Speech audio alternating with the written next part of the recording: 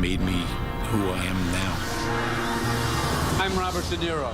Join me for 9/11, 10 years later.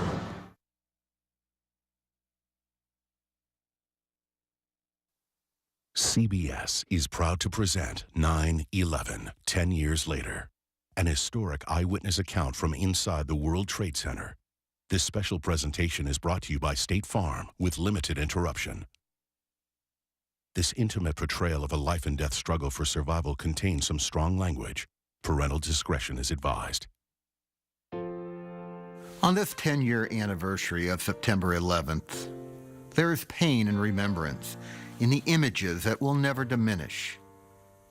Yet there is also a sense of resolve, of renewal, and of hope. For those whose loved ones were innocent victims and selfless heroes in New York City, in Shanksville, Pennsylvania, and in our nation's capital, the loss remains deep and unyielding. To their families and to the courageous survivors, we offer our thoughts, our prayers, and our support. We watched in awe as the first responders rushed into harm's way on that day. We salute their heroism, and we also have profound gratitude for those dedicated emergency workers who even tonight stand at the ready. It's in their honor, those past, present, and future first responders, that State Farm brings you this compelling and historic documentary. We hope you're sharing this program with those you hold dear. The next time you see a firefighter, a police officer, a paramedic, or any other first responder, we hope you'll tell them how grateful you are for what they do.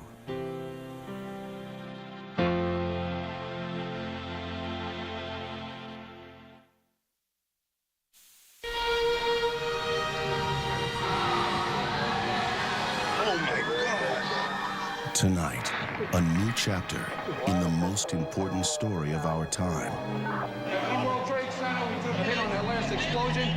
One firehouse.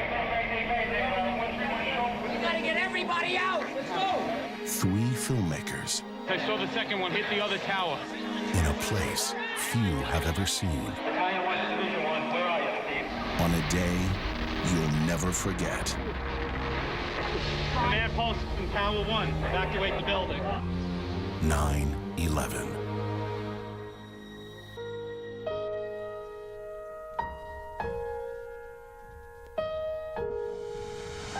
Ten years ago today, September 11th, 2001, our country was rocked to its foundation. Since then, so much has changed for the country, for the world. Here at the World Trade Center, the rebuilding is well underway. The memorial pools honoring the nearly 3,000 victims were dedicated just today. So much has also changed for the heroes who came rushing here to save lives on 9/11. I'm Robert De Niro. When two French brothers and a New York City firefighter set out to make a film about a rookie fireman, they never imagined they'd become eyewitnesses to the defining event of our time. They followed the men of Engine 7 Ladder 1 and captured the only footage inside Tower 1 on that terrible day. That footage remains one of the most important historic records of the tragedy and heroism of 9/11. Understandably, some of the language was rough, but we think you should witness the events of that day as they really happened. We've been talking to these firefighters for almost a decade. We're still in 2 wars overseas. Osama bin Laden has been killed. What these men have to say now about the country and their own lives is profound, emotional, complicated. This is the survivor tree. It made it through the attacks, a symbol of hope, like the gleaming One World Trade Center still rising. But while the men of Engine 7 Ladder 1 also find themselves looking up, they may never be able to stop looking back.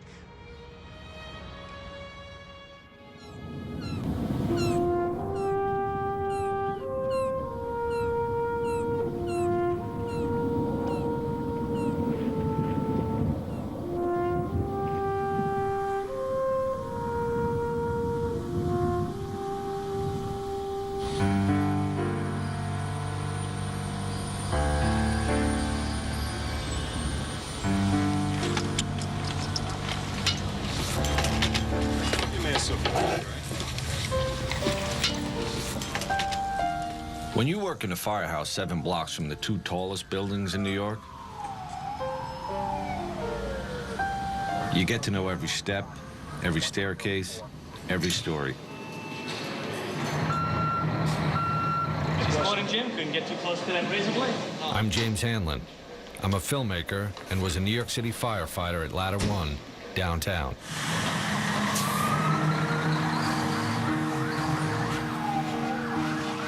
During the summer before 9/11, there were days we'd go to the Trade Center 5 times in a single shift. We're going to also send you some help. My point is, we knew those towers as well as anybody. But nobody expected September 11th.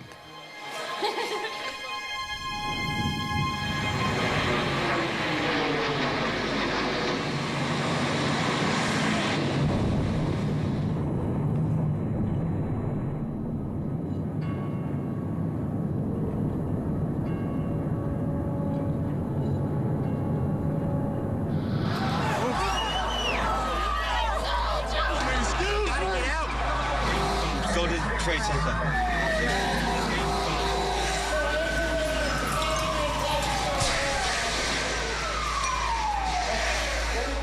On that day, guys from my firehouse, my best friends, were some of the first firefighters into Tower 1 after the plane hit.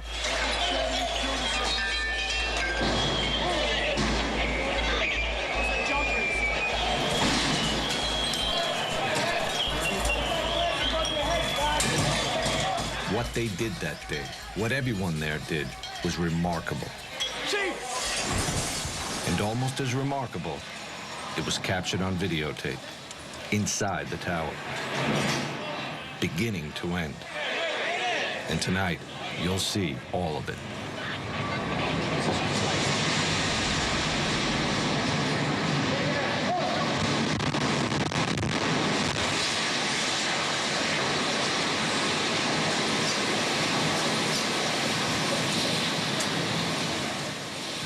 The tape was shot by 2 brothers, Jules and Gideon Naudet. Holy shit. They're documentary filmmakers and old friends of mine. There is always a witness for history, I guess. That day we were chosen to be the witness. The strange thing is, the tape, the whole story, it kind of happened by accident. I mean, we didn't mean to make a documentary about 9/11. We wanted to make a documentary about a firefighter. That's how the whole thing got started. 9, 10, 1, 2, 3. More to the point, the plan was to follow a rookie. On the job, we call them probies. The idea was to show how a kid, almost, become a man in 9 months. My name's Paul Denver. John Carroll. Antonios Benetatos. Tony for short. I was a police officer. For a while I was a pizza man, actually, an Irish pizza man in the Bronx. This is my first job. It sounds kind of cheesy, but I always kind of wanted to be a hero, and this is really the only thing you could do that you can do that. Immediately we're like, okay, this is the kid, let's go. We got Tony assigned to my firehouse, one of the biggest in the city. It's Ladder 1, plus a whole other company, Engine 7. They're guys who fought some of the worst fires you can imagine. What's up with that shirt? What's the matter? Soon, they'd face the unthinkable. Question was, would Tony be ready? I'm terrified. This is what I want to do, but it's scary. You know, I'm still worried about how I'm going to actually react when there's fire flying over my head. Thing is, when you're a probie, what you're supposed to do... We got to do the sheets. We change the sheets in the mornings. ...is pretty much everything. More news and traffic coming up. It's 6:22.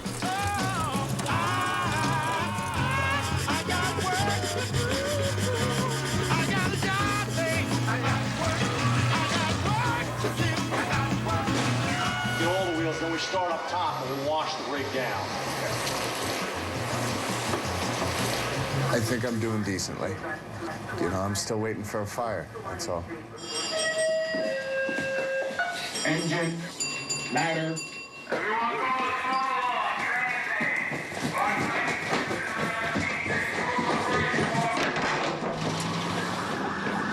Should we grab that big long thing from the back, too?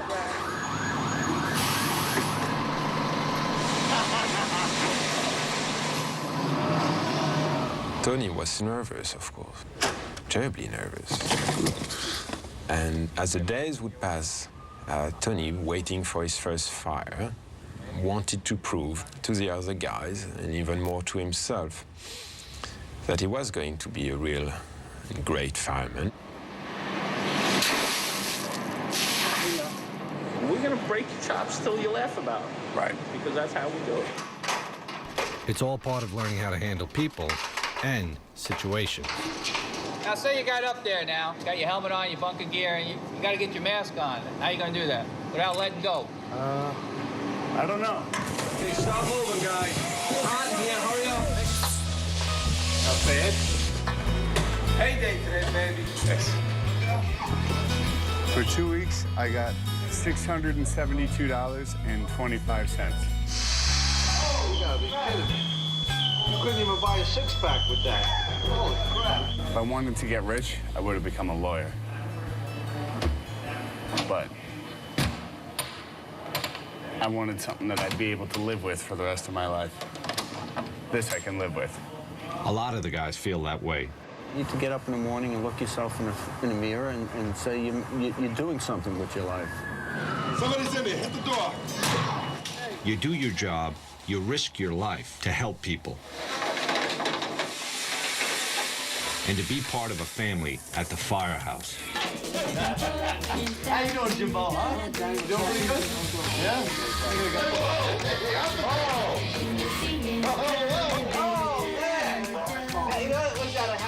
It's been 4 weeks, I think, 5 weeks, something like that. And I'm still no fire. But it'll come. Probably when I'm asleep and not ready for it. That's when it'll come. It's 2:30 in the morning, bro. You can sleep. You can. All right. Trust me. When the alarm goes off, they'll come and get you.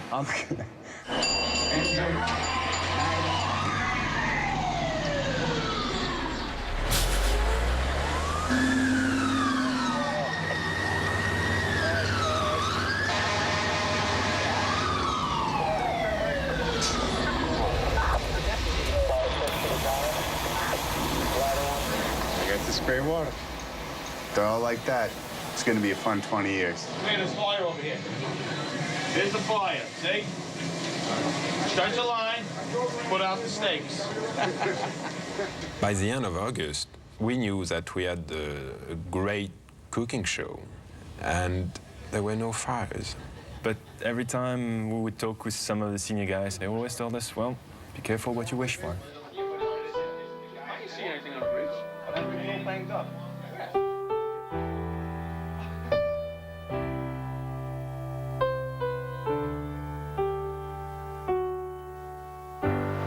Yesterday, a 27-year-old firefighter, Staten Island he was stationed, went to a job and he passed away.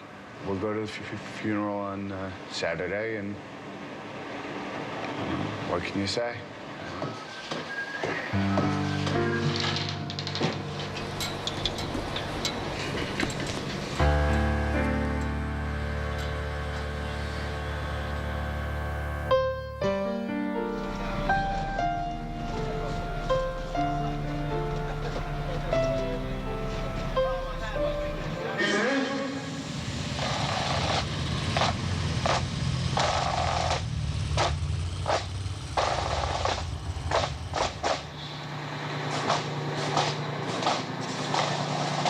At the time, we didn't think there could be anything worse than losing a single firefighter. And looking back, we were kind of innocent, especially Tony. A bunch of the guys were talking about what different parts usually get them at the funeral. When the coffin went past, that was That was a little rough. I don't know. I hope it's my last one.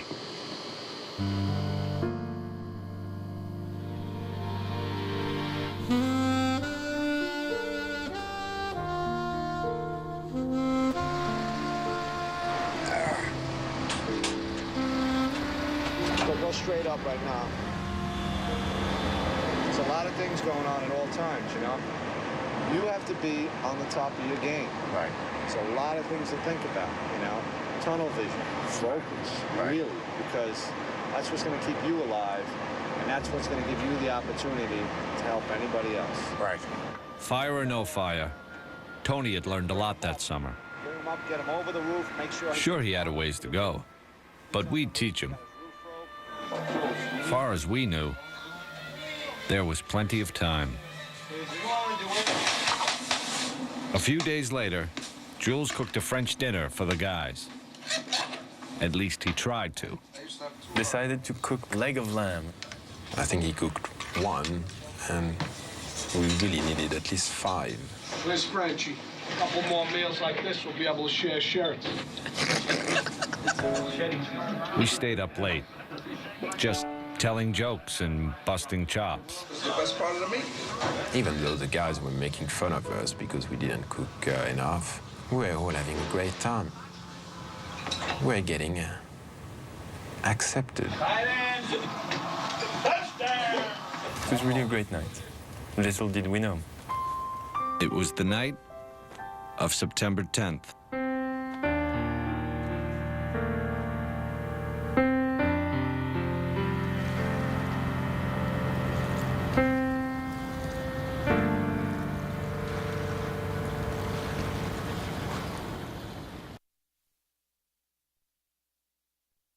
This intimate portrayal of a life and death struggle for survival contains some strong language. Parental discretion is advised.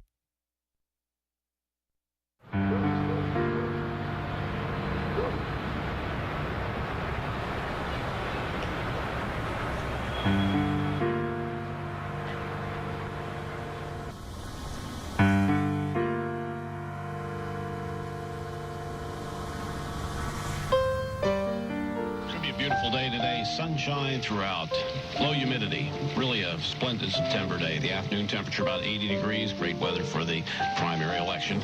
Tonight clear and cool, low 60 in Midtown. It's begun to sound like some sort of a cliche, but really, September 11th started out like every other day. I was off that day. 13 guys from my firehouse were on. Around 8:30. Engine, ladder. I believe the run came in. Get the run for the gas leak, or an odor of gas in the street, actually, I think it was. It's just Lispinard and Church, odor of gas. Yeah, I don't think anything of it. You get on the rig, you go, you say, all right, it's an odor of gas. Jules was riding with the battalion chief, Joseph Pfeiffer, videotaping. It was just another call, and I'm riding with the battalion chief. We checked the area with meters, and it was kind of routine. It was 8:46 in the morning. That's when this stopped even resembling a normal day.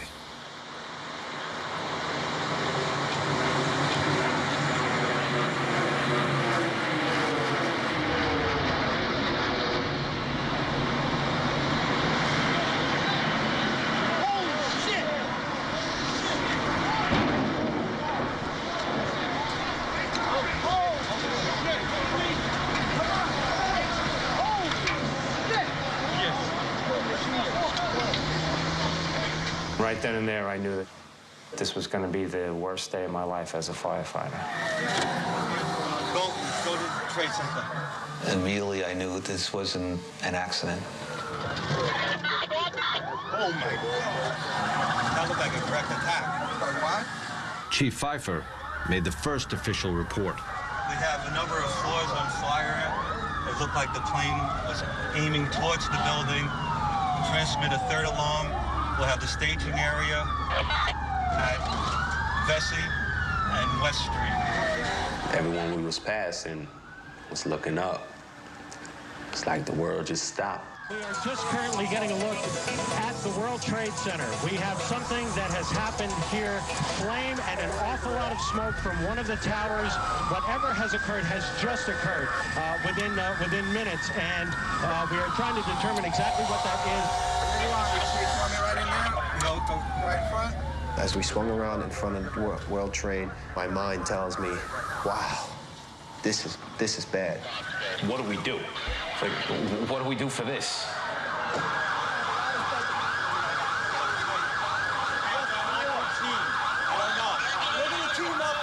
We park right under the awning of One World Trade Center. Chief Pfeiffer puts his gear on, and I remember asking him, you know, Chief, can I come in with you? I want to come in with you. And he says, yep. Yeah, you stay with me. Come in with me, never leave my sight. Who got the chair? I go in, and I hear screams. And right to my right, there was 2 people on fire, burning. I just didn't want to film that. It was like, no one should see this. Pfeiffer was the first chief into the building. Right away, a guy from the Port Authority told him the damage was somewhere above the 78th floor. But all you had to do was look around. It was obvious. Something had happened right there in the lobby. You just saw that all the windows were blown out. The lobby looked like the plane hit the lobby. Later, they'd figure out that flaming jet fuel had shot straight down the elevator shaft. All of this damage was done already. People was all over the place.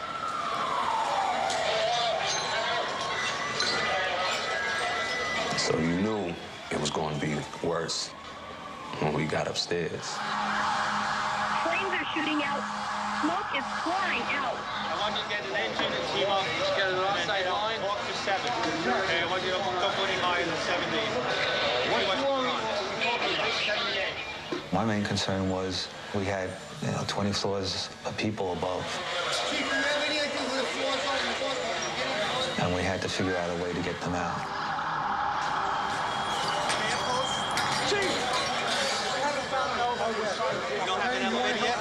As it turned out, we had no usable elevators.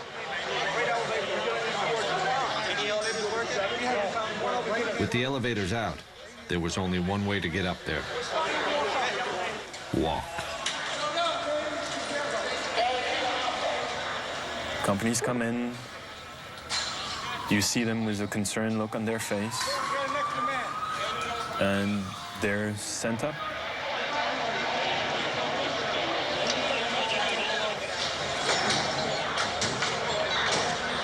A firefighter in full gear, carrying 60-something pounds of hose and equipment.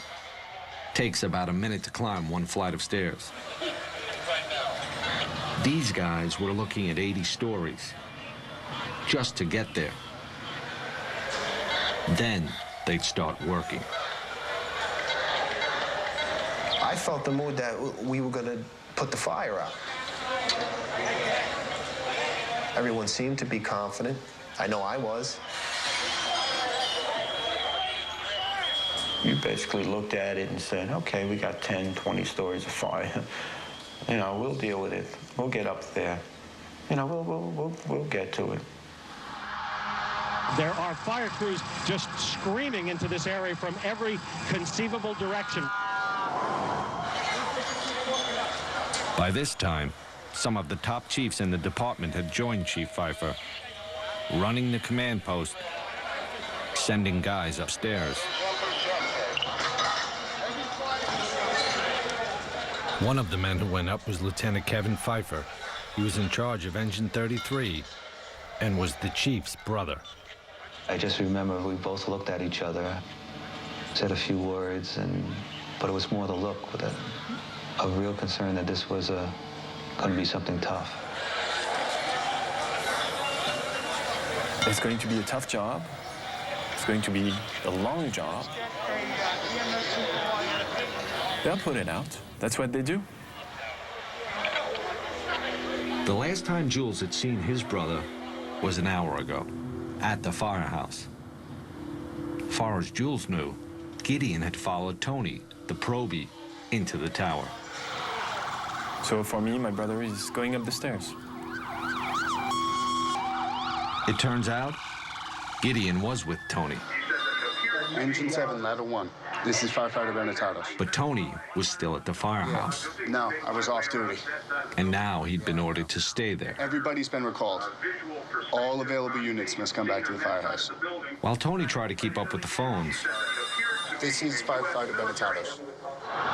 Gideon took his camera and started walking down towards the trade center. He was sure his brother was inside, and he wanted to get to him. What really sticks in my mind is passing by the people and filming them and filming their astonishment. And remember tilting the camera back and forth between the people and the tower in front of me.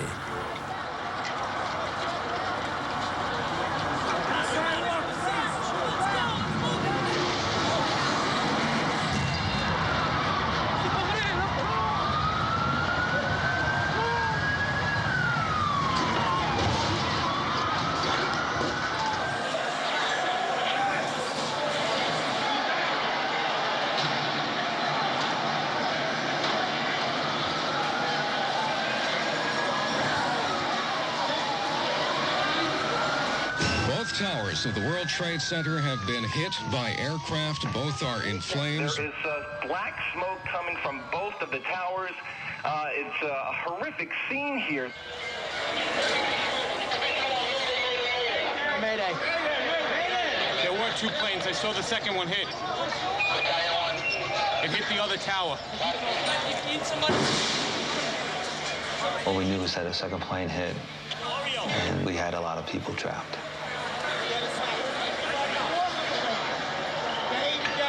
Stay together. You know what's going on. We're just going to have to walk. There's no way to go. Second plane is motherfucking.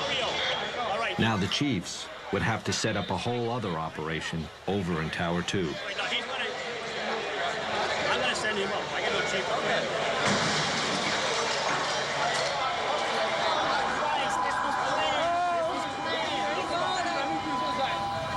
When the second plane hit, that's when you could see fear. Both of them are on fire. You could see it in everybody's eye. Is it a plane or a bomb? You saw a plane going? A plane went straight into the building, right there. We are boom in the house. What are those people going to do? On the second one? All the elevators are blocked out. Yeah. Well, the staircases must still be, right?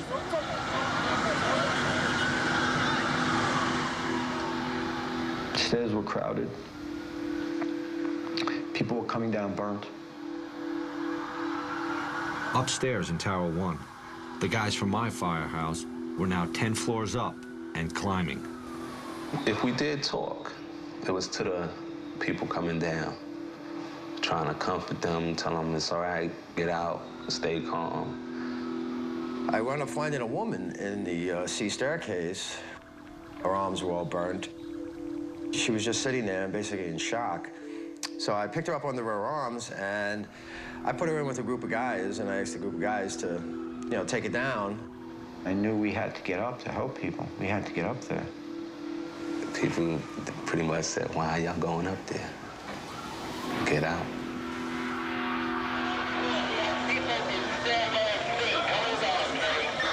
Their concern was to get everybody out. That was the key. As much people out as possible.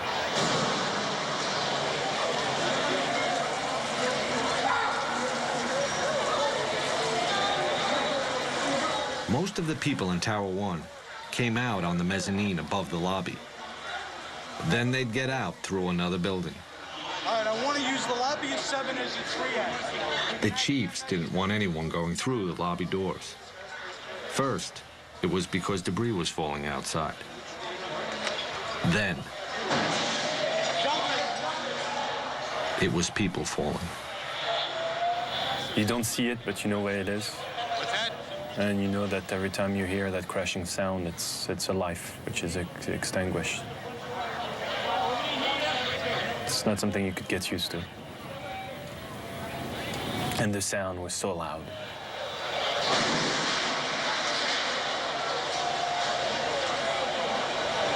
I just remember looking up, thinking, how bad is it up there that the better option is to jump?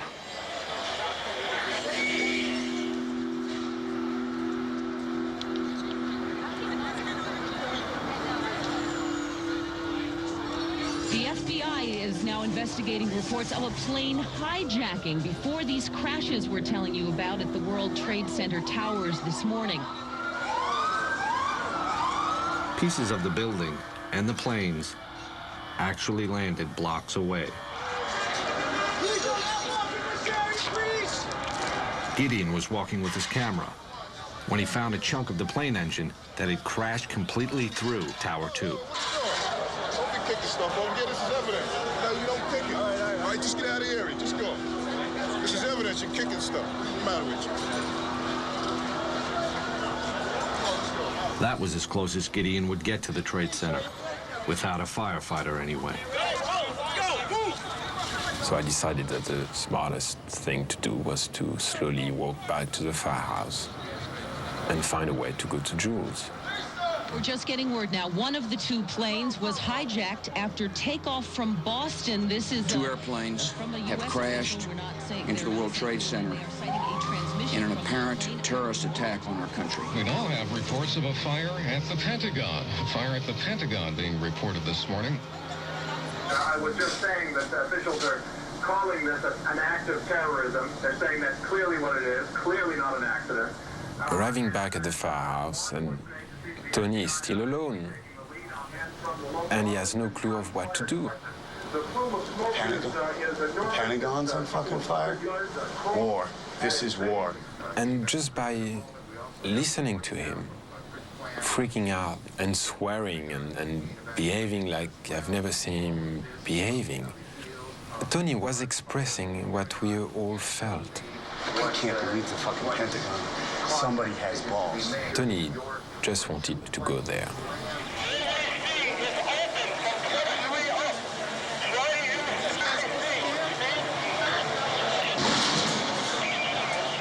In the lobby, the chiefs were trying to run the largest rescue operation any of them had ever seen. You got a phone that's working? I think the entire world knew more than we did. Everybody had seen the attacks. Everybody had seen the tower burning. À New York, un avion s'est encastré dans une des deux Had seen the Pentagon. For us, we didn't have a clue. Port Authority, police, and the military. And I need that done now. On top of everything else, just talking to the guys in the stairwells was tough. Fort David to Battalion 7. The tower's internal communication setup had been knocked out by the crash. That left fire department radios. Suddenly, you have hundreds and hundreds of firefighters that have radios.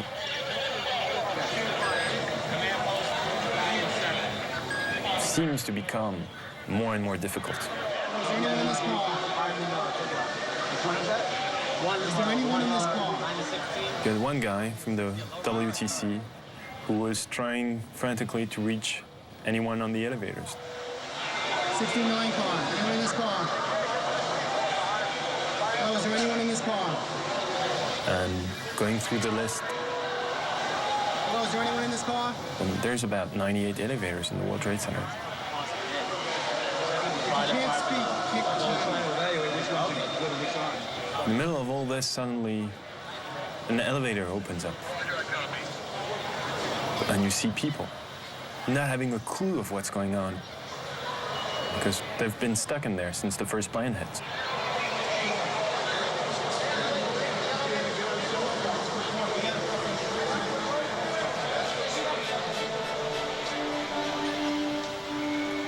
I was seeing the look on the firefighters.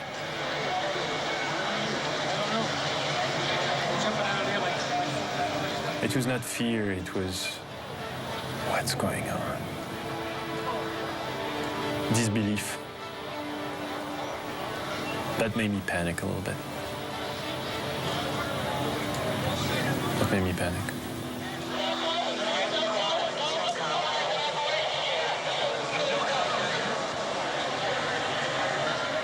It was the first time I had seen Father Judge, the chaplain, as he's called. He was in the lobby with us, and I could tell that he was praying.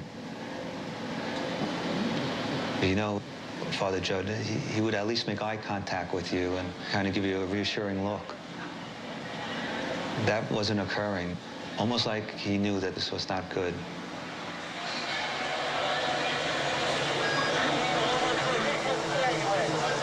This is a dangerous way to go out.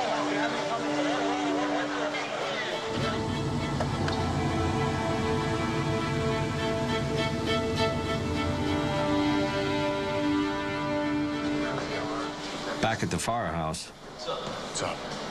Off-duty guys were starting to show up. No point. We're just waiting right now. What's that? We're just waiting right now. Tony was, he just had one thing in his mind. This is bad. To go there, and he couldn't. Alarms right away. And that's when Chief Burns arrived. I need a cup of coffee. Larry Burns joined the fire department in 1957.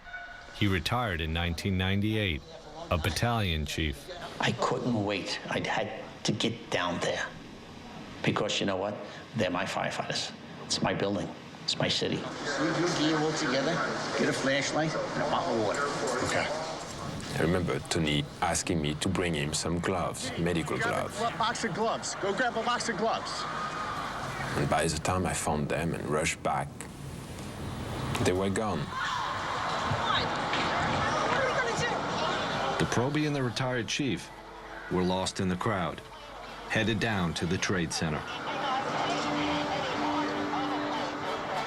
I think at that point, the lobby was pretty empty. There was just a few of us in the lobby, and we were discussing tactics. This is Tower 1. This is Tower 1. Put a big 1 here. Some of the outlying companies didn't know what Tower 1 was and Tower 2. So we were just trying to help them out by writing it on the desk to make it obvious to people. It was just before 10 o'clock. A little over an hour since the first plane hit. Firefighters from all over the city were inside those towers. Hundreds of them. I remember I'm filming Chief Pfeiffer, and he's on the radio.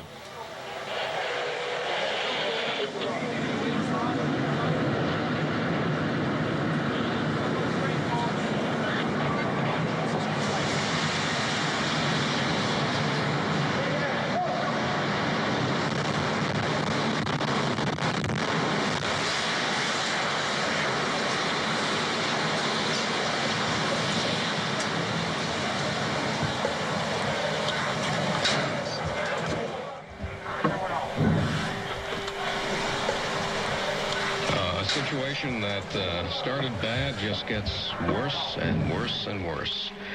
The World Trade Center, South Tower, which was hit by a plane and racked by an explosion approximately an hour ago, has totally collapsed. What happened?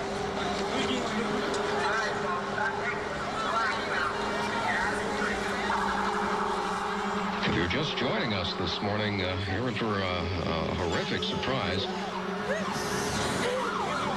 The scene here is just one right out of one of those movies you would see in Hollywood. People walking around with cell phones and tears, holding their heads, looking up at what's left of the World Trade Center, just shaking their heads in disbelief. Out on the street,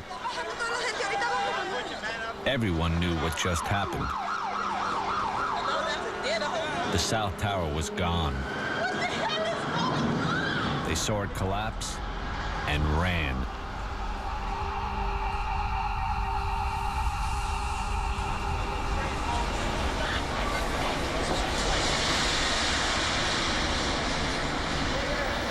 I waited. Time slowed down and everything became pitch black. Everybody all right? Yeah, I'm okay. How's the way out of here? And then realized, okay, I'm not dead. Yeah, right here. So let's turn on my floodlight on top of my camera All right, come on down this way. Oh. Yeah, let's get out the way we came in. Okay. Come on back. Everybody down. Inside the Trade Center, all Jules and Chief Pfeiffer knew, Yeah, right here. all anyone knew, was that something had gone terribly wrong.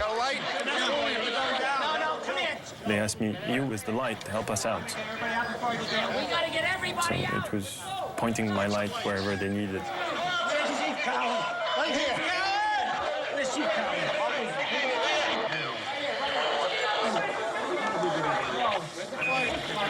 I remember seeing Chief Pfeiffer. Command post from Tower 1. All units, evacuate the building. Command post to all units. He gave it right away, very calm, didn't wait. And it was, for him, it was a precaution. It was, okay, something wrong is happening. Let's get everybody out. Where's that flashlight?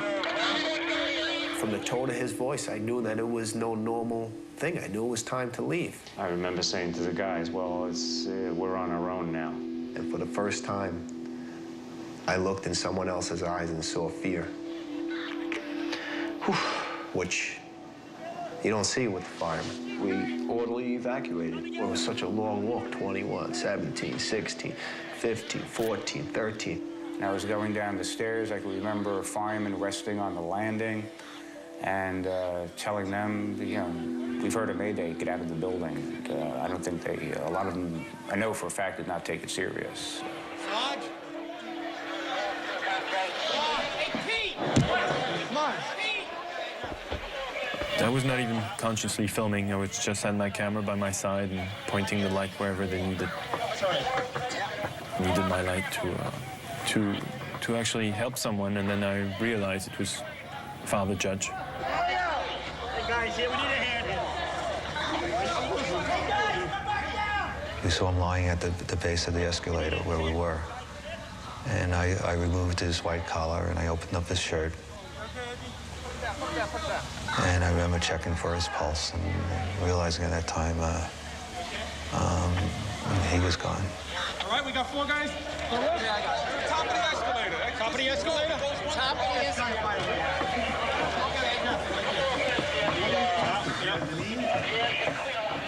After that, we had to figure out how to get out of where we were.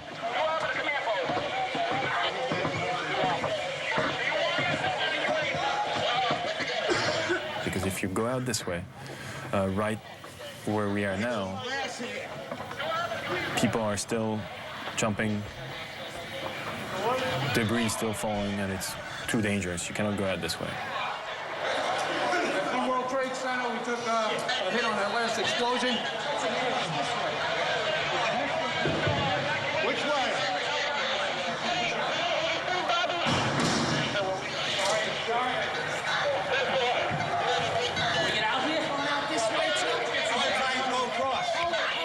Chief Pfeiffer tells the people carrying Father Judge, okay, stay here.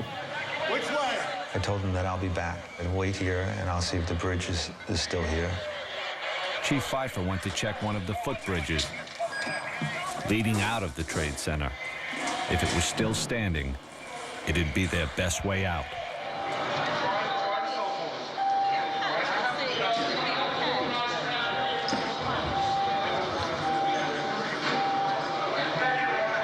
Did you hear what happened with the other tower? See the tower collapse? The top or the whole thing? Looks like the whole thing. We'll head down together. Without And now I wonder for the first time if Jules is still alive. I never thought about it before. Honey, it's a terrible, terrible day. I'm sure they're happy. I realized that Jules could be dead at that very moment.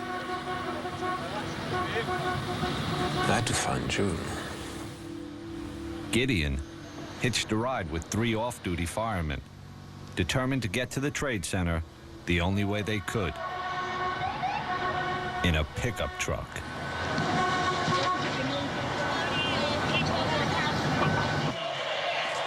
You shouldn't have even come in here, man.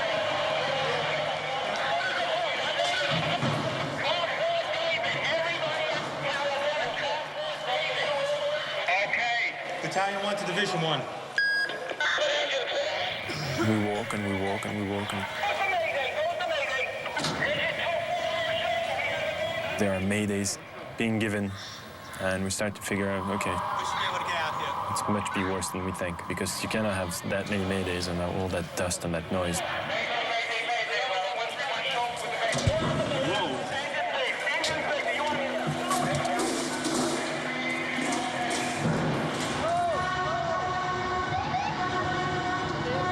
That's when I felt the danger for the first time. It was all around you. I mean, every single cell of your body was telling you, you should not be here.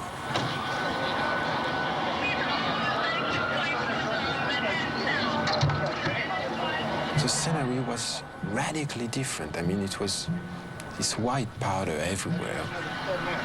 Take yourself his mask. Get masked, we get an extra cylinder, and I want to go in. Just a few people here and there. And this kind of silence.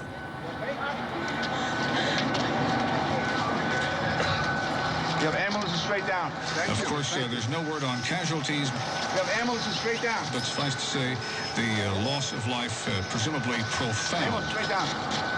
Ambulance straight down. Hoorah! Of course, at this point, everyone's concern is just getting north, getting away from the World Trade Center, as well as finding out where their families are. The South Tower of the World Trade Center just minutes ago collapsed to the ground. Only one tower is standing at this point. I have a direct line of sight to what is left of the World Trade Center. The fire continues to burn. I can see the flames through the thick smoke.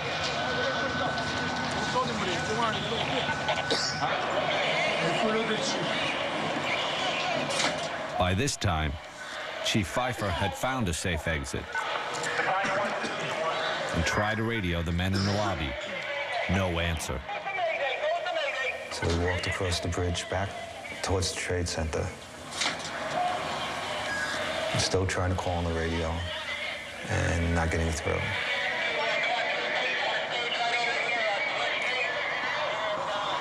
The guys that we had left there, they're not there anymore. They had already gone out another way, carrying the body of Father Michael Judge down the street to St. Peter's Church. They laid his body on the altar. Father Mike's death certificate is number 00001, the first official casualty of the attacks.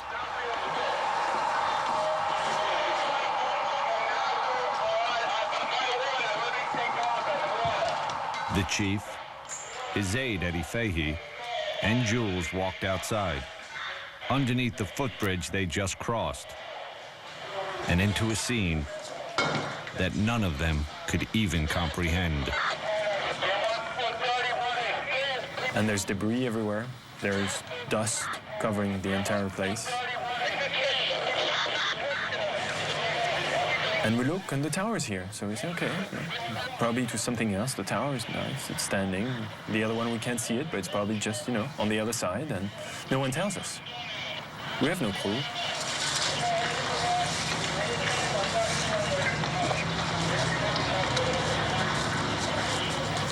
So we walk north. Just trying to figure out what took place here, and then try to gain some control. And then was it just a sense that this wasn't a good place to stay.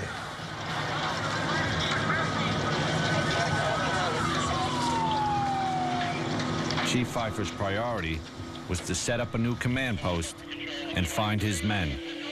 Right now, they were coming down the stairs. At some point, I started to run. I don't even know if I was touching stairs on my way down. When I got about to 3 or 2 is when I started to think of my family, So I got to get out of here. When we reached the lobby, I joked about it. I said the command post was abandoned. The board was set up and nobody was there. I said, oh, this is not a good sign.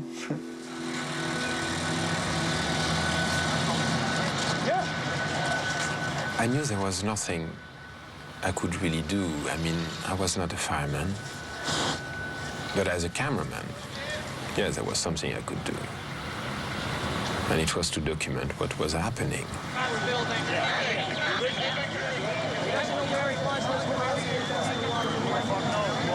Strange enough, the only thing that was my preoccupation was to clean my lens.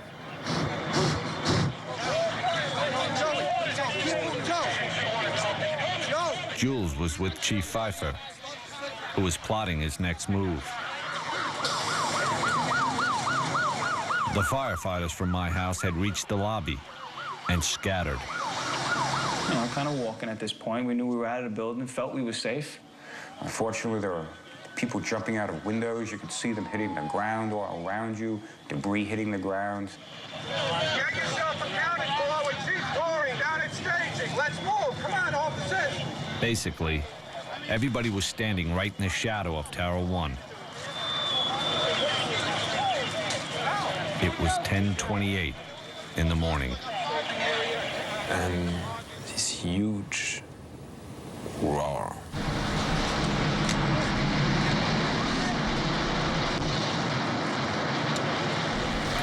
And I don't even have time to think at that point. I just run.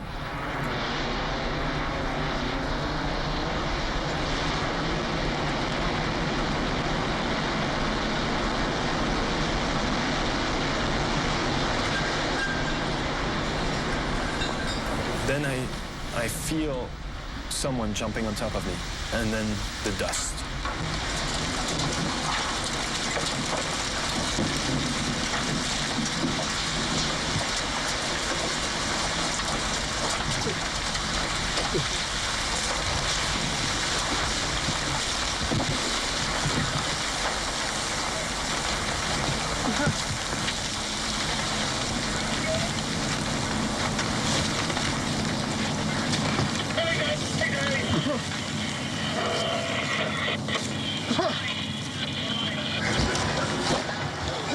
At that point, I realized that I was going to die.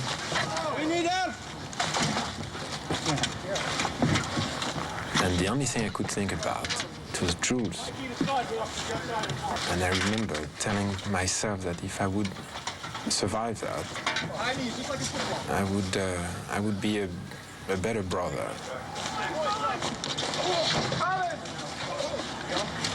Let's go before the car blow up. Come, keep this way.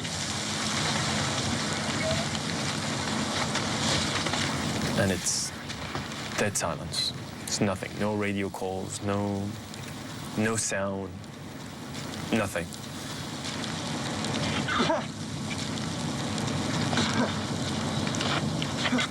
And I feel the person who was on top of me get up. Get out of here. You with me? Yeah. And I recognize it's Chief Pfeiffer's voice. And I just realized it's just, you know, it jumped on top of me to protect me from all this.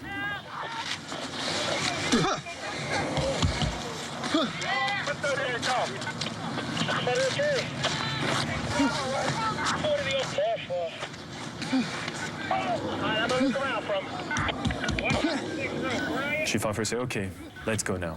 And we get up. The dust starts to clear because the wind was blowing in the opposite direction.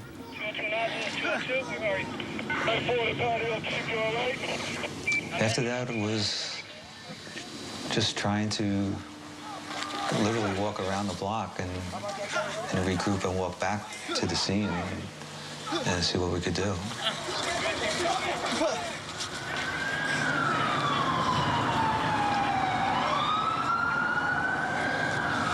Holy shit. It was the most surreal scene I have ever seen. I cannot describe what took place. It is a scene just not to be believed. The smoke's still billowing. What we do have is a lockdown. You can't get in, you can't get out, you can't go up, you can't go down. I see that I'm still in the middle of the street, and I see there is a little deli. It seems to be open in the corner.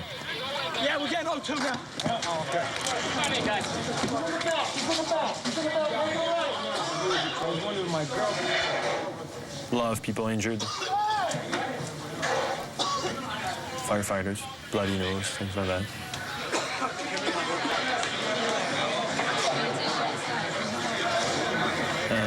it hits me, but now where is my brother?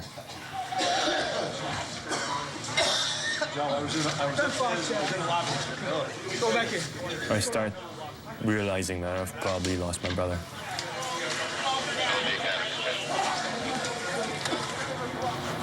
So I try to go back to the World Trade Center.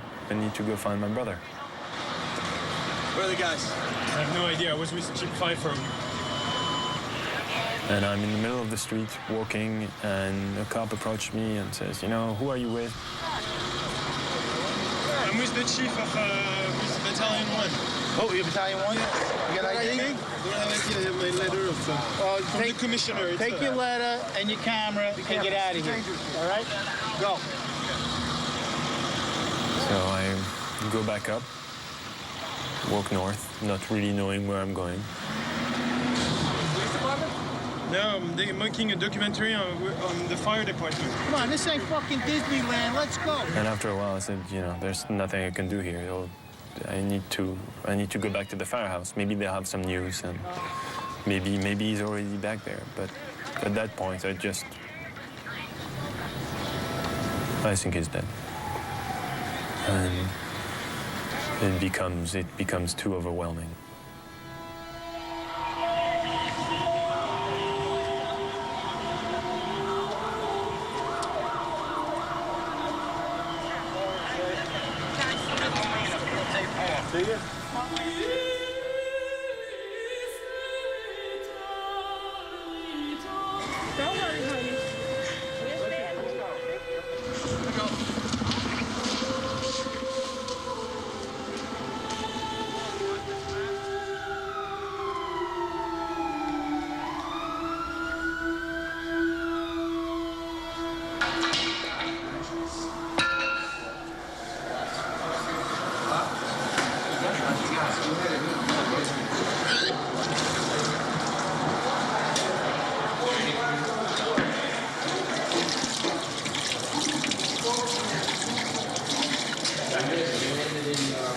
It's not easy being a survivor.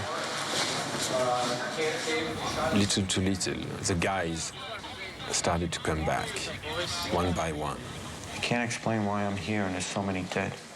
Very emotional. A lot of guys are crying. So many thoughts and emotions. The way we lucked out, we were in one. Two fell first, and then they told us to get out. Two fell first? Two fell first. I can't figure this out. One didn't fall first. That's why they were getting us out. We got to call our loved ones, tell them we were okay. He was fucking sick. Well, we just got out. We just got out. I got 2 blocks, and I'm like, I'm still not far enough. I got to run with this thing. You know, you just needed to be with the guys, you know. I couldn't get back in. Let me off. I was never so glad to see firemen in my life. It was a great thing to know that people were surviving this. I thought you guys were dead. Not the only one. I thought I was dead. 9 truck lost, 9 truck. That was the scariest thing when I came out. It was the 200. It's like, oh my God, am I glad to see you.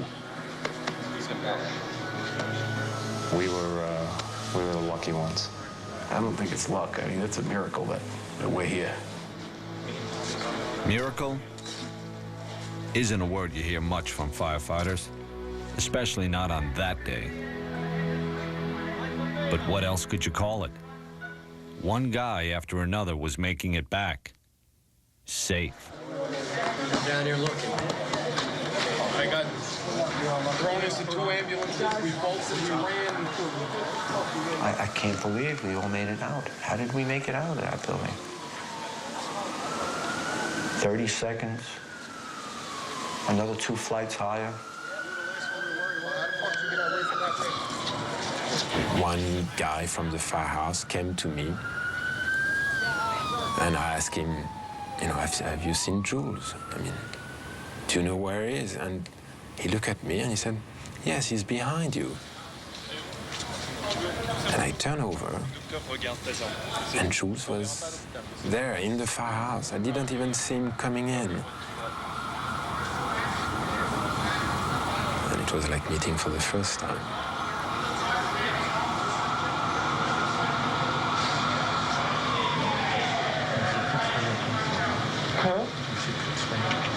Écoutez, moi, après, j'étais en vie, je savais pas si tu étais dans le camion, et je les voyais pas.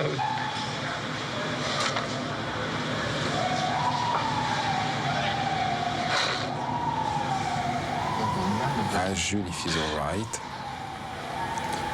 He tells me yes. He tells me that he was all that time in the lobby. I tell him, I know now what it's like to think you're going to die. And then I tell him, I got the first plane and I filmed, and do you have enough tape? Unbelievable. Unbelievable. Good to see you. All right, you okay? Yeah. Yeah, close? Under. Yeah, okay, good. All right, good, all right. And it definitely was a miracle, you know? Fuck, man. We're worried about you. You don't know what happened to you guys. Oh, God. Everybody's all right. Everybody's accounted for. Right here. You got everybody? Right here. Everybody's accounted for. Everybody come back one by one in the firehouse, You all right? What's up, Patty? except one. Did you see Tony over there, Benetados? Tony. Yeah, that's what I heard. Here we were, all accounted for, except for Tony. Everybody was wondering about Tony.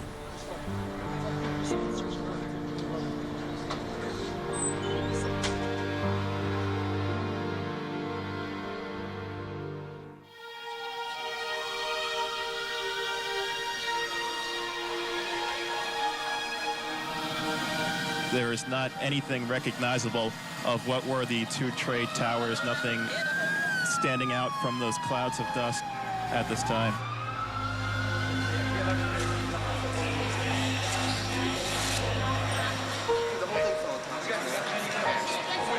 You guys were in the building? Yeah.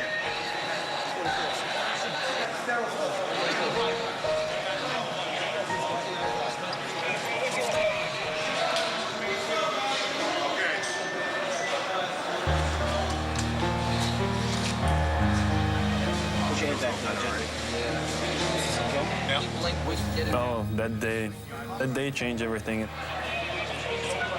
think I got fibers in there. You got fibers in there. When I came back that day to the firehouse, one firefighter came to me and he said, you know, yesterday you had one brother. Today you have 50.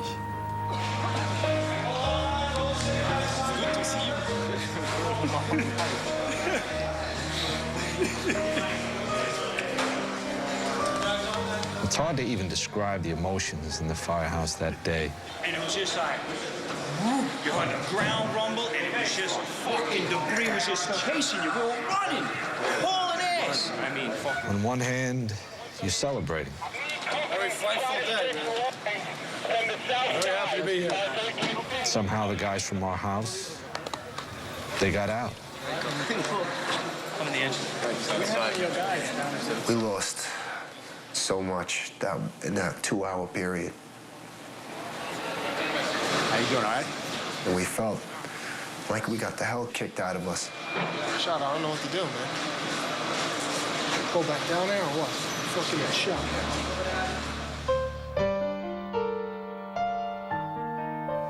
At the same time, we knew hundreds of firefighters, thousands of people had to have died in those towers.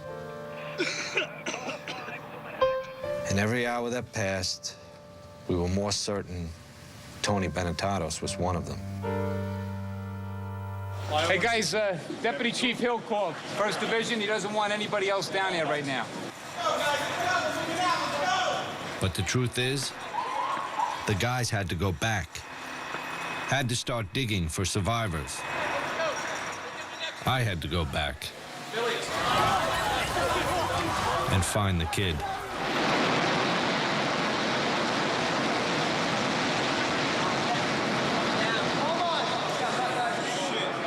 It's gone, man. 17 down? I got down there just as 7 World Trade finally collapsed. Hey, Rick, they've been going live with you the whole No sign of Tony anywhere. It had to be almost 6 o'clock, 9 hours after everything started. Hey, Benetados! that Tony just walked in? I walked in like a daze, and they were all like, hey, it's Brandon Talos, you're all right. What's wrong with your hand, anything? No. No? How you doing? You okay? Yeah, I'm all right. Oh, what happened on your end? I was in the building. Were you? Is everyone from the house? Everyone? Everybody's accounted for. And I just asked, did everyone get back? And they were like, yeah. That felt pretty good. I left here right after the first collapse. Turns out, Tony had been with Larry Burns the whole time, the probie and the retired chief. They were right there when Tower 1 came down. I checked all the rigs. There were rigs crushed, paramedic trucks covered with rubble, flipped, fires burning everywhere, huge fires. That whole day, I just searched through rubble, lifting things up, checking underneath. It was hard for him. Just very hard for him. He's only been a firefighter for, you know, a couple of months. But he proved himself that day to all the guys, yeah.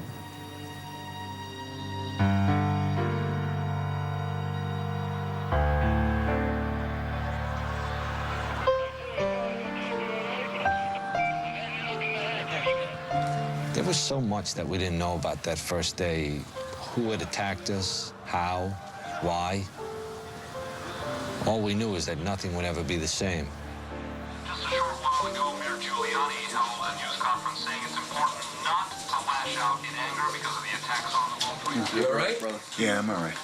And one of the things that sticks with me more than everything I saw is I sat down next to Ted.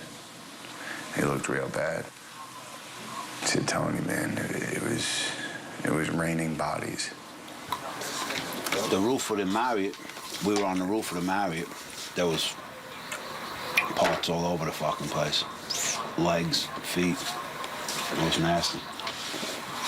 The man had been through hell. Good evening. Today, our fellow citizens, our way of life, our very freedom came under attack in a series of deliberate and deadly terrorist acts. It's a very depressed, dismal, miserable mood. Secretaries, businessmen and women, military... Hundreds of your firemen, thousands of civilians are gone. As quickly as you blow out a match, they're gone. Flip a switch, they're gone. That's it. This buildings came down. Gone.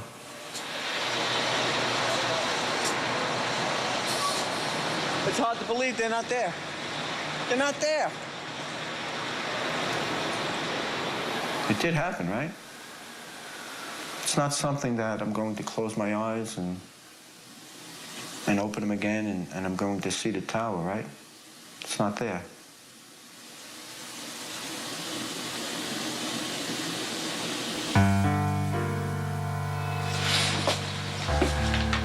Around midnight, we sent Tony up to lower the flag to half-mast again.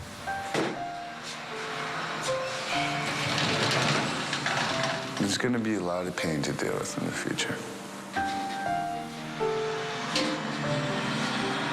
A lot of guys, we all lost friends and family. I don't want to ever have to put that thing at half-mast again for the rest of my career. That's it.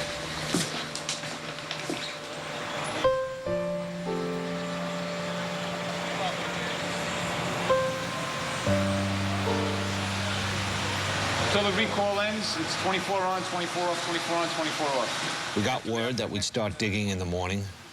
Some of the guys with wives and kids went home, just for a few hours. They knew it might be days before they'd see their families again.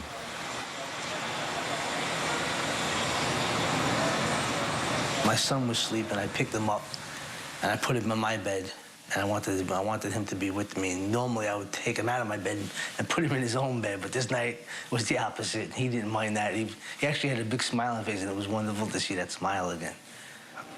Probably the best entrance I ever made to a place. And the kids came out, and we just kind of all cried in one big hug. And it was, we just cried.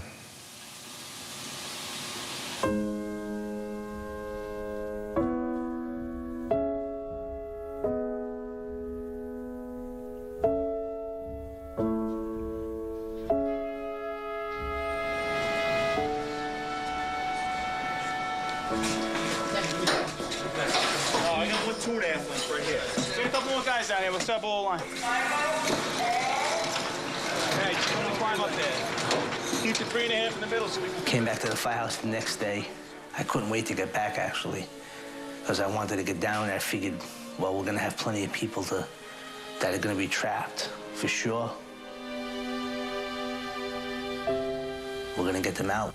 We have to. We always do. We're all alive.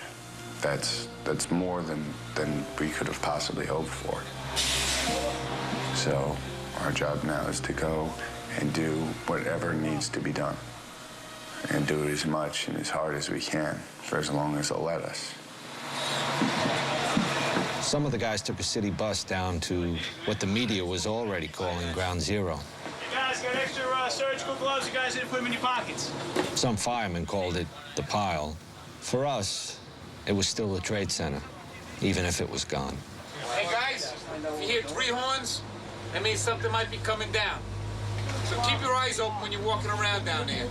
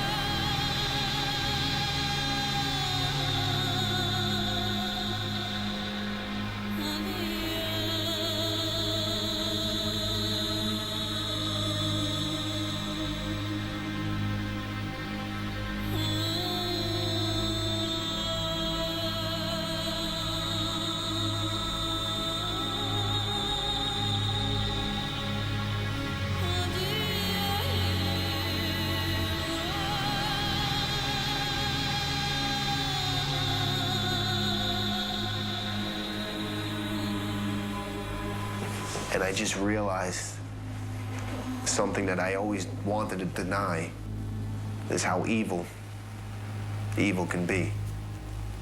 I need 5 firefighters, 19 and 12. And we went down there and formed up companies, 5-man and an officer.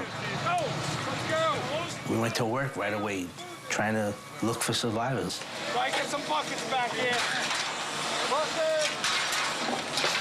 Guys were digging fast, passing those buckets quick. Digging frantically. Bucket! Bucket! Hey, watch your back, guys.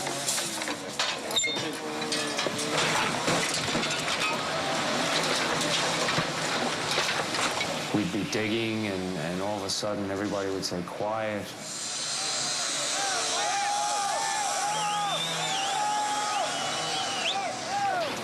And the whole place would get quiet, and people would look.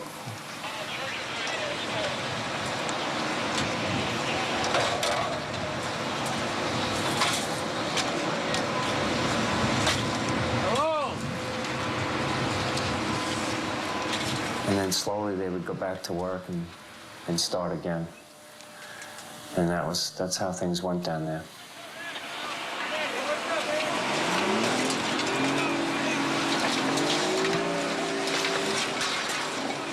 We'd clear what we could by hand. Then the iron workers would come in, cut the steel beams, and lift them out. Then we'd just start digging again.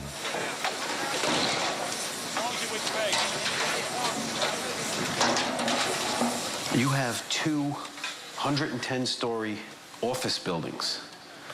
You don't find a desk. You don't find a chair. You don't find a telephone, a computer. The biggest piece of a telephone I found was half of the keypad, and it was about this big. The building collapsed to dust. How are we supposed to find anybody in this, that there's nothing left of the building?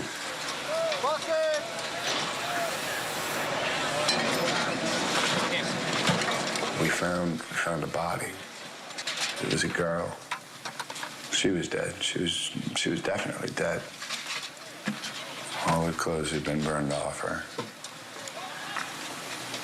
She looked to be pregnant. Some people thought maybe she was just bloated, but I don't think so. She was encased in rubble. And we had her about halfway uncovered. We had getting the body bag ready, and then they told us to run. And we ran. So I never got to see if they got her out. But would have felt good saying, all right, at least I got one person out. One family will be able to have a decent funeral.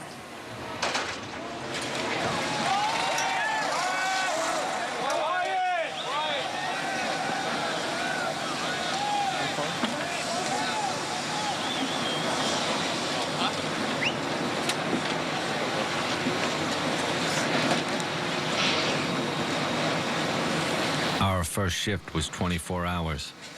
And in all that time, there was one person pulled out alive. One. It was beyond discouraging. It was even hard to understand.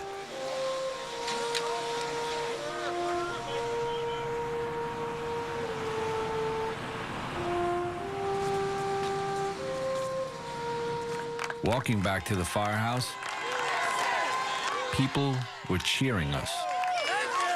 But we sure didn't feel like heroes. Every day, total strangers were showing up with supplies. Somebody said that if you could still use towels, so that's the end of the towels. Thank you very much. I know it's early in the operation here, but I just wanted to thank everyone for all the hard work that they've been doing. How we're here, only God knows.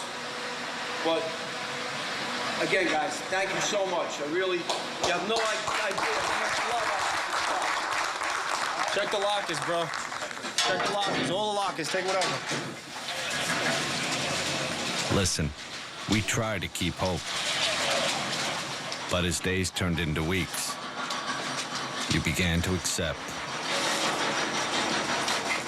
There just wasn't anybody to find.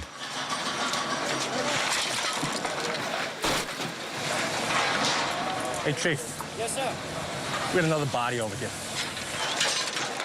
Day after day, it pushed guys to their limit, maybe past it.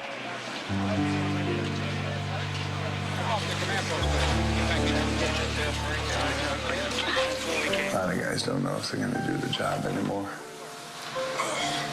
I know it's either this or the Army now. And I like saving lives. I don't like taking them. But after what I saw, if my country decides to send me to go kill, I'll do it now. Every night, the fire department would put out a list of firefighters confirmed dead. And every night, that list got longer. It is with regret that the department announces the deaths of the following members. Battalion Chief John P. Williamson. Firefighter William Henry. Firefighter Eric T. Allen. Firefighter Manuel Modica. Firefighter We lost so many people, that everybody has lost dear friends, and not just one or two, but dozens.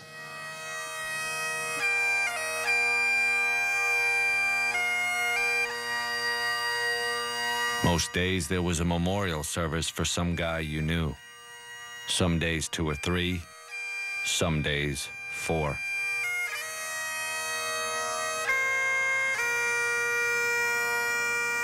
One of those services was for Kevin Pfeiffer, the chief's brother. He was last seen in the stairs of Tower 1, directing guys to the fastest way out of the building. I would say that Chief Pfeiffer's brother saved my life. Saved a lot of lives. And I remember walking down West Street and just remembering saying, how much my brother and I used to love being downtown and doing this job. And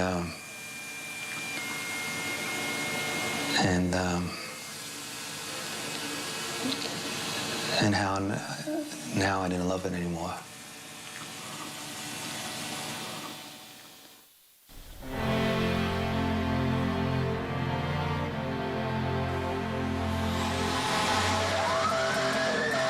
Eventually, we started going on runs again. Feels good, though. And trying our best to love the job again. But things will never be the way they were.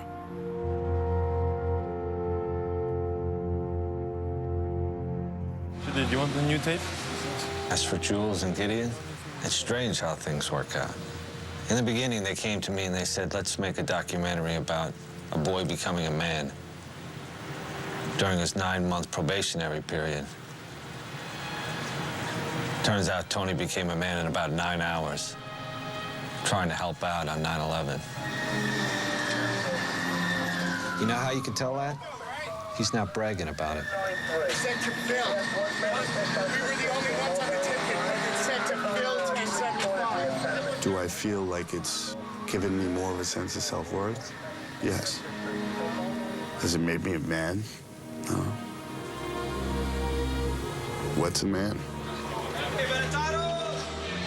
I don't think it's so much the severity of an event that alters who you are. I think it's how you interpret it that changes who you are. We keep forgetting how many people were saved on that day. On 9/11, firefighters saved 20,000 people. To have that much respect for human life, I'm honored.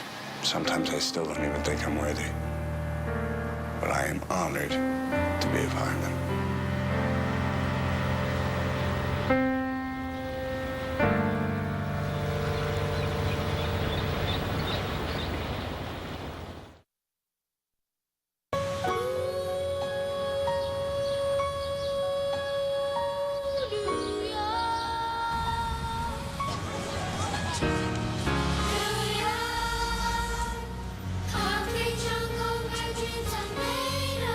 There's nothing you can't do.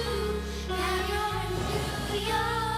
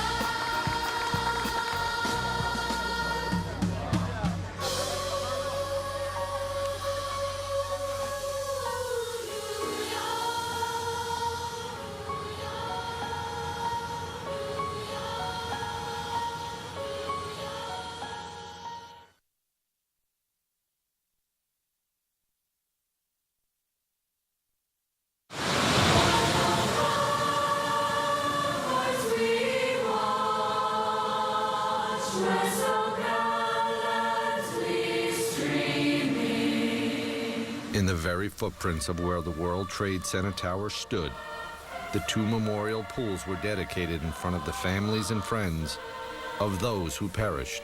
They were our neighbors, our friends, our husbands, wives, brothers, sisters, children, and parents. They were the ones who rushed in to help. And my father, Sebastian Gorky, who I never met because I was in my mom's belly. I love you, Father. Families were able to touch their loved ones, their names, reminding the world who they were and what happened.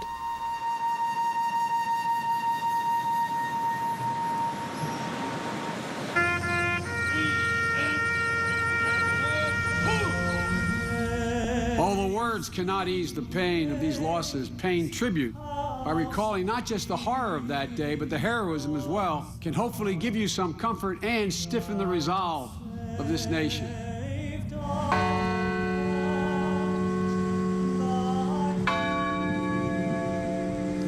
My father, Alan Anthony Bevan.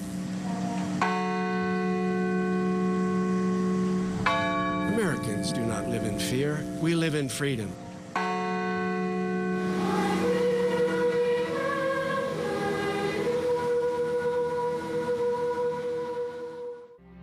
We're inside the National 9/11 Memorial Museum, near the pools dedicated today. The museum is still under construction. It opens to the public September 11, 2012. You're looking at one of the most massive exhibits, 2 soaring steel tridents, both about 80 feet high, both weighing about 60 tons. These pillars were part of the facade of Tower 1, salvaged from the wreckage at Ground Zero. The museum will chronicle the events of that awful day, but also what led up to it. The hope is to lay the groundwork for a post-9/11 world without terrorism. Preserving the memories, honoring the fallen, just might help ease the burden for some of the survivors. 10 years later, it's a burden the men of Engine 7 Ladder 1 know all too well.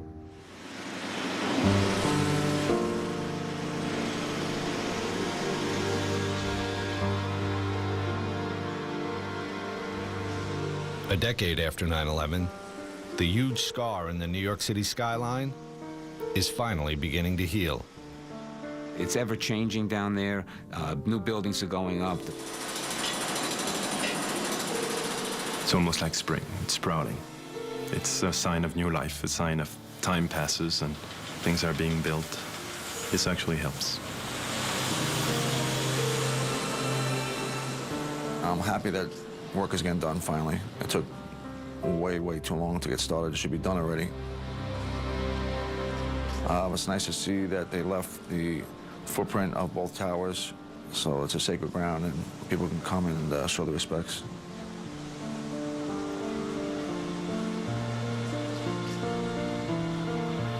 We're going to build a building that's 1,776 feet in height to show the rest of the world. We may be down for a couple days, but we're not out, and we'll never be out. The men of Engine 7 Ladder 1 have shown the same resilience. We're moving on. We have productive lives and loving families. I cherish my granddaughter, my children, my wife. But we've learned to live with a hard truth. 9/11 changed us. It will always be with us. There were 2 planes. I saw the second one hit. 9/11 is a part of me. It's made me who and what I am now. It's something that will never go away. Around 8:30, I believe the run came in. Every day, there is a thought in my head from that day. If I left the building 2 minutes later, after they told me to leave, I may not be here right now. You know, to say time heals all wounds, I don't think it is. In this tragedy. 9/11 was just yesterday to me. Something could remind me, and it was yesterday. Yesterday. And tomorrow, it will feel like just yesterday. And the week after, it will feel like just like yesterday. Because the images are burnt into my brain, the tragedies, the senselessness of it, It's just overwhelming for me. Keep your eyes open when you're walking around down there. Ron Schmutzler, a captain on 9/11, is now a battalion chief, in charge of 4 lower Manhattan firehouses, including 7 in 1. It's difficult sometimes working down here, being within the shadow of the Trade Center. I had a lot of friends that I lost down there. I don't think I could ever explain to people what it was like that day. 5 months after the attacks, Captain Dennis Tardio, the man who led his men up into the North Tower, retired after 23 years of service. She's the princess. In retirement, I'm fortunate enough to have a grandchild now, a 2-year-old little girl, Shayna. Why am I lucky enough to see her? Oh, what a big girl. When 3,000 children from this tragedy are parentless. Jamal Braithwaite transferred to a Bronx firehouse shortly after 9/11. He rarely talks about that day. I didn't do enough because I survived and other people died, so they must have did a great job or something like that. So I always felt that I didn't do enough. You shouldn't have even come in here, man. For guys like Ed Fahey, who left the fire department in 2008, the wounds are still raw. I think about 9/11 every day. I'm not on the fire department no more because of 9/11. Not married no more because of 9/11. Everything. Everything. I look at the clock every day. Either I see 343, the amount of firemen that died. I see 9/11. I could look at a license plate in front of me at a traffic light, and I'll match up numbers that match 343. I kid you not. So every day. Change everything in my life. But like I said, on the other hand, I'm still here, so I battle with it. That's my life with 9/11. He's not alone. An estimated 10,000 first responders still suffer from survivor's guilt, post-traumatic stress, and chronic depression. Initially, when the fire department offered counseling, I would talk to them and nothing ever got accomplished. So that's when I started just taking care of myself. I definitely started drinking more. I started holding everything in. I won't tell people what's on my mind.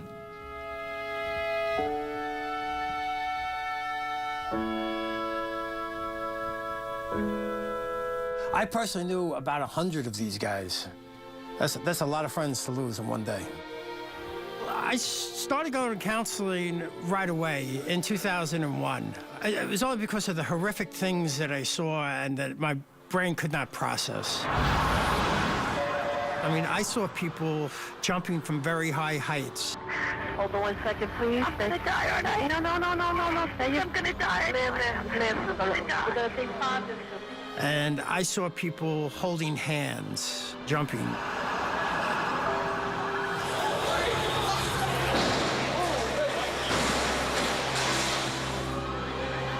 On 9/11, Steve Olson had climbed to the 37th floor of the North Tower when he heard the order to evacuate. He got out of the building with seconds to spare.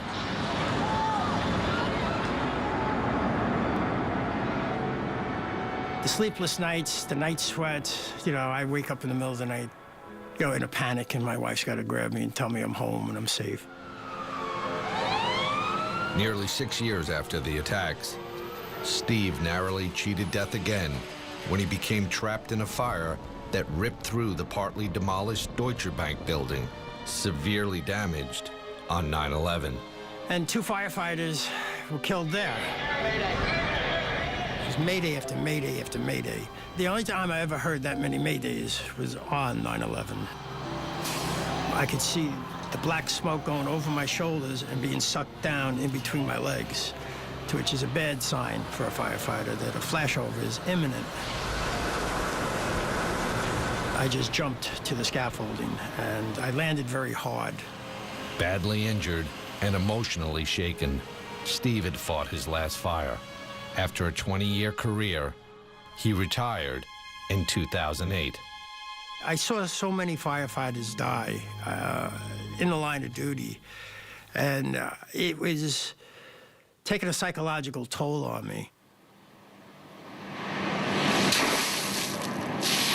Our probie on 9/11, Tony Benetatos, is working his way up the ladder and hopes to make lieutenant soon.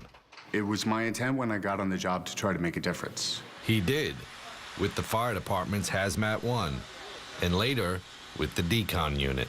If there is a terrorist event, you're going to have people who are exposed to toxins and chemicals. Our job is to get those chemicals off the people as quickly as possible. At the firehouse, still a special place for us. Just a few guys from the original crew are left. Time marches on. Sometimes you go there and it's all new faces. You know, you knock on the door and they ask, "Can I help you?" Engine 7 Ladder 1 is sometimes called the Miracle House. Because we didn't lose a single man on 9/11.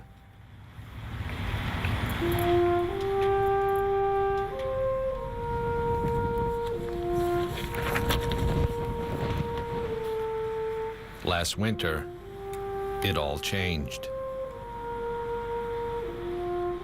Randy Wiebeck, a lieutenant in Ladder 1, and a husband and father of 3, died in March from multiple myeloma, a deadly blood cancer most people get in their 70s and 80s. Randy was just 54. When he got diagnosed, I couldn't believe it. Randy was like the biggest, strongest guy I knew. And I just didn't think anything could touch him. He was like my hero, and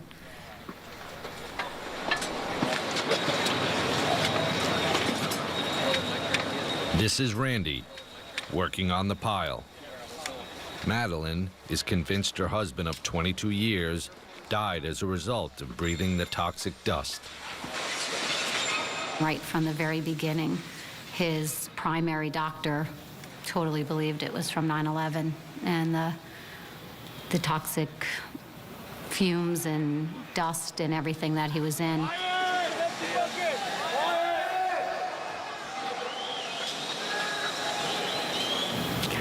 I mean, our time in the hospital, we got closer than ever. And I would just lay my heart on his heart, which is what I would always do, and just tell him how much I loved him. Eight down! Hey, salute!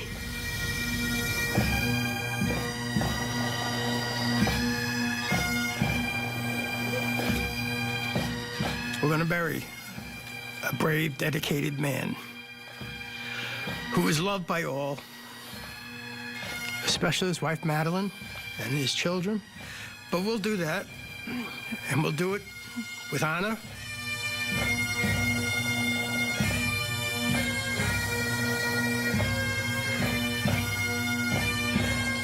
Even if you had told him, if you go down there, this is going to happen to you, he would have went down there.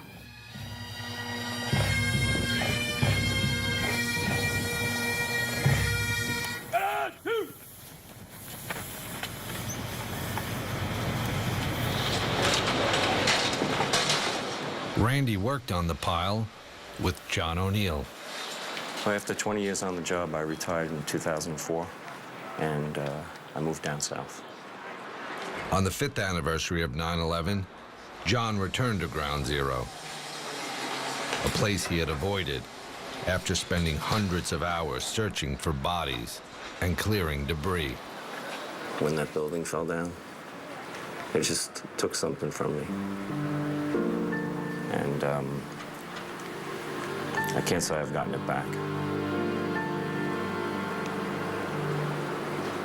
I don't want to talk about myself because the people that died that day can't. They can't talk. I wish I could speak for them, but I don't know what to say. In September 2010, John was diagnosed with multiple cancers. He never wanted to talk about how he was sick. He'd say, "Oh, Jimmy, don't worry. I've lived a good life. I got to be a New York City fireman." John O'Neill died in February on Valentine's Day. He was 60 years old.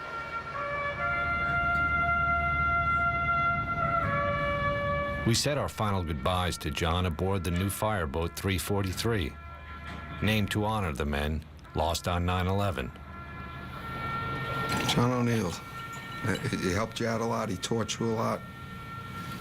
A great guy. That's all I could say about John. Ready, two.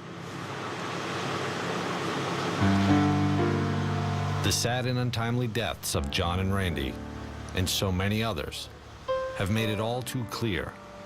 First responders who raced to save thousands of lives 10 years ago now need help themselves. We're losing guys left and right every week, you know, because I'm back to going to funerals again every week, 10 years later. We all share a growing fear that a gathering storm of disease will kill thousands more.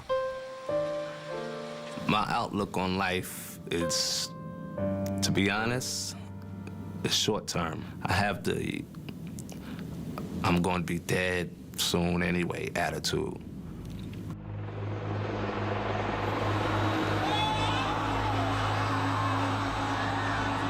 In a heart-stopping 10.5 seconds, the trade towers disintegrated. Lead from 50,000 computers, mercury from 500,000 fluorescent lights, countless shards of glass, carpeting, plastic, asbestos, all of it pulverized into a superfine, toxic dust.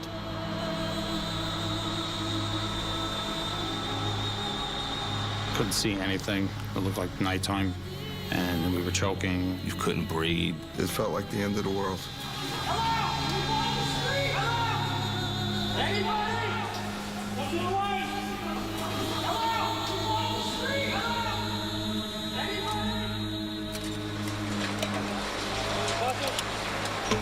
We attacked that 10-story pile of debris, thinking hundreds, maybe thousands of people had been buried alive.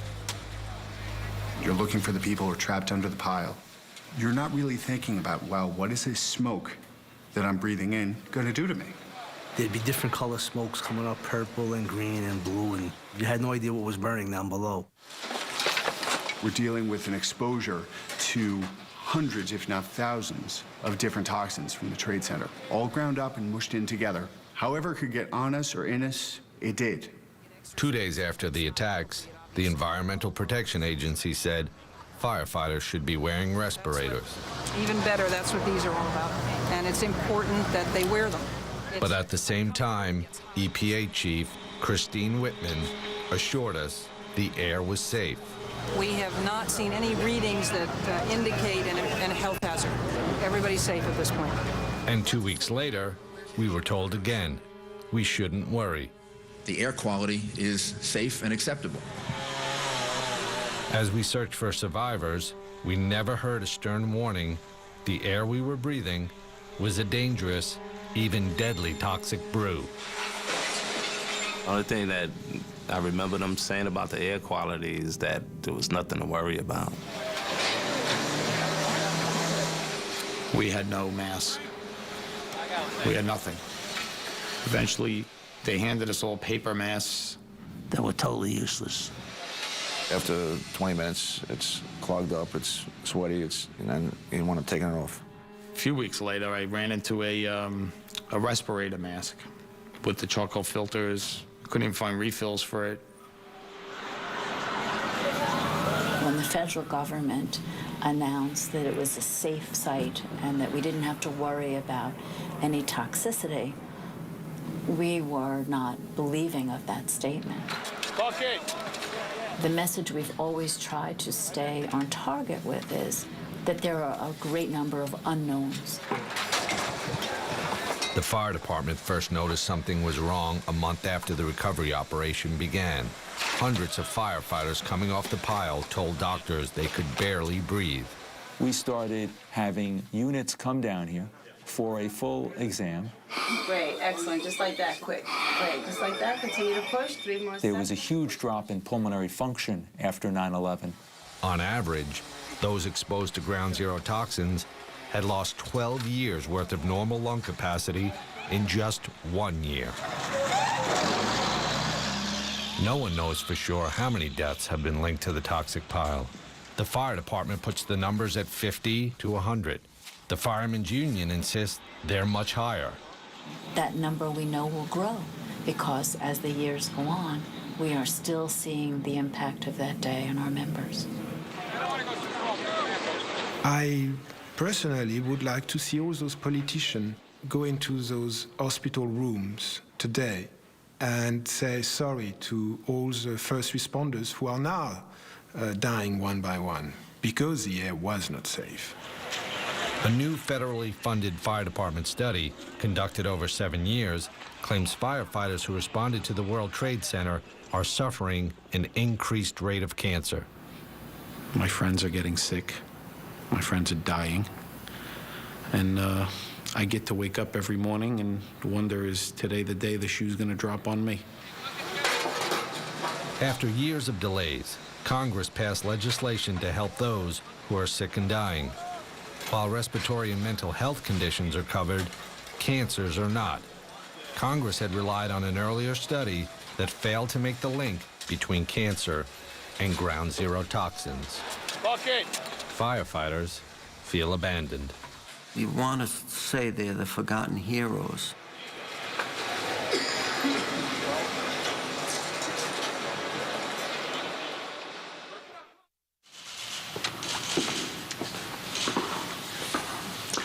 Good evening. Tonight, I can report to the American people and to the world that the United States has conducted an operation that killed Osama bin Laden, the leader of Al-Qaeda. I'm so happy that they finally, I know it's crazy to sound as mean, but somebody like that's just a maniac. He would just kill you innocent people. His death did provide closure because he was the one that initiated all these plans against us, and we could say, well, we paid back. We finally got you. 10 years on, Tommy Spinard still loves what he does. He and Steve Rogers are training the next generation of firefighters how to handle the next 9/11. All units, evacuate the building. You got an aerial of this?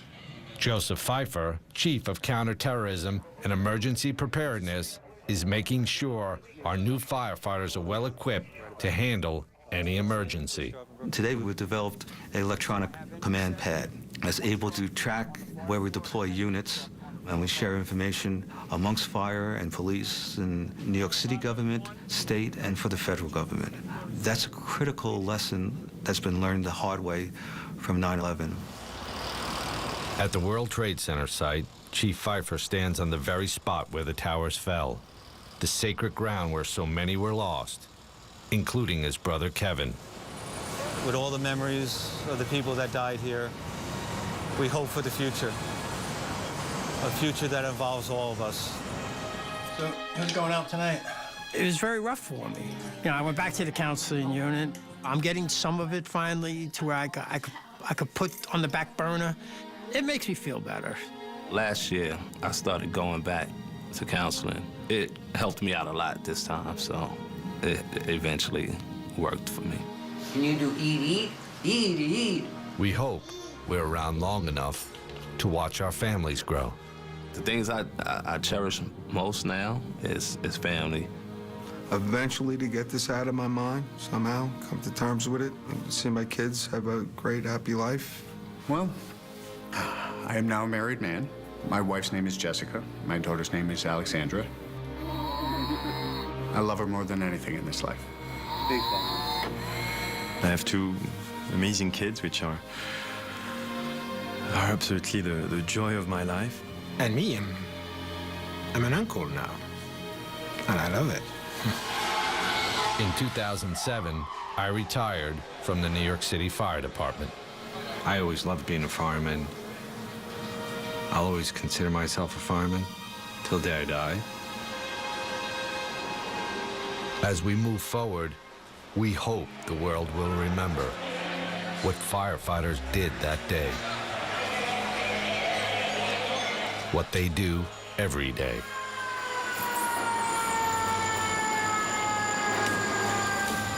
It's about firefighters. People who suddenly, without wearing a magical cape, just rush into a building on fire. 343 members gave their lives up to rescue others. And they were all heroes, all those guys.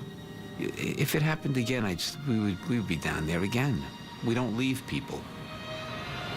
I think that the legacy of 9/11 is one of bravery, human spirit, overcoming adversity. You look at all those people who lost their lives, and they were going to help people. So it has to be a positive. Yeah. Feels good, though. But Tony might have said it best a decade ago, when the boy became a man on 9/11. The legacy of the Trade Center should not be the death. It should be to show humanity's resiliency. The legacy of the Trade Center should be life and humanity.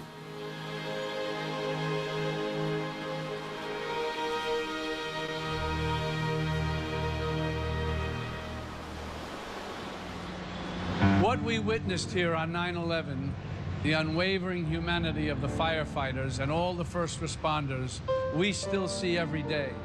They represent the best of us. Their sacrifice is woven into our history. Now a new chapter is being written. We're on the 30th floor of 4 World Trade Center. It's just one of the new buildings under construction at this historic site. Transforming this hallowed ground once again into a living, thriving center of global commerce has posed unique challenges. Honoring history while reinventing the future is never easy, but it's the challenge we must continue to meet.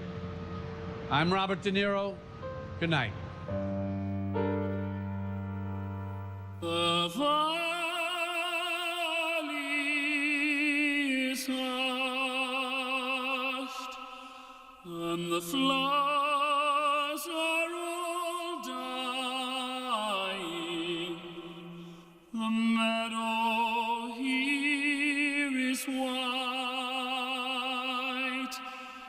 with the winter snow. Lord, as I stand in the place where Daddy's lying, I say a silent prayer. Somehow I know He hears me there. So soft I thread above him. So now he sleeps in peace. He hears Danny's voice no more. Oh, Danny boy, the pipes are calling from glen to glen and down the mountainside. The summer's gone and all the flowers are dying. 'Tis you must go and I must bide. But come your back when summer's in the meadow, or when the valley's hushed and white with snow. 'tis I'll be here in sunshine or in shadow. Oh, Danny boy, oh, Danny boy, I love you so. And when you come, and all the flowers are dying, and I am dead, as dead I well may be, you'll come and find the place where I am lying, and kneel and say an Ave there for me, and I will hear the soft you thread above me, and on my grave will warmer, sweeter be. For you will bend and tell me that you love me, and I shall sleep in peace until you come to. A scholarship fund has been set up to support the families of all New York City firefighters. Your donation can help shape a future.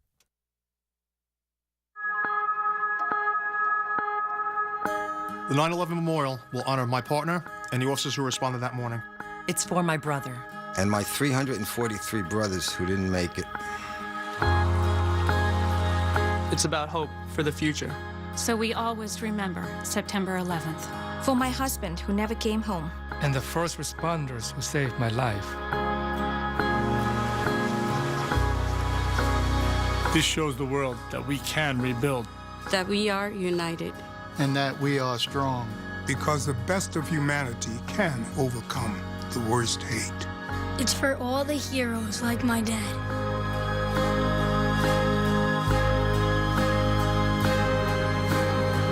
This year, the National September 11th Memorial opens in New York City. Join us to honor, remember, and reunite. To learn more or to reserve your visit, go to 911memorial.org.